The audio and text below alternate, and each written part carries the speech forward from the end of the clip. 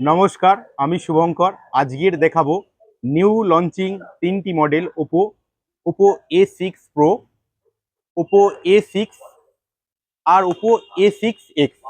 First বলি Oppo A6 Pro।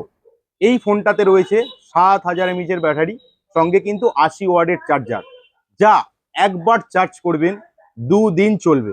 হ্যাঁ, এই ফোনটা সারাদিন ইউজ করার পরেও আপনার ফোনটাতে চার্জ সার্ভিস থাকবে। নেক্সট আসছি ওপো A6। এই ফোনটার মধ্যে পেয়ে যাচ্ছি আইপি রেটিং, IP68, 66 এবং 69।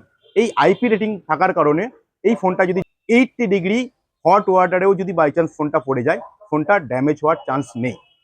এরপরে চলে আসছি ওপো A6X, একদম স্টার্টিং মডেল, 5G।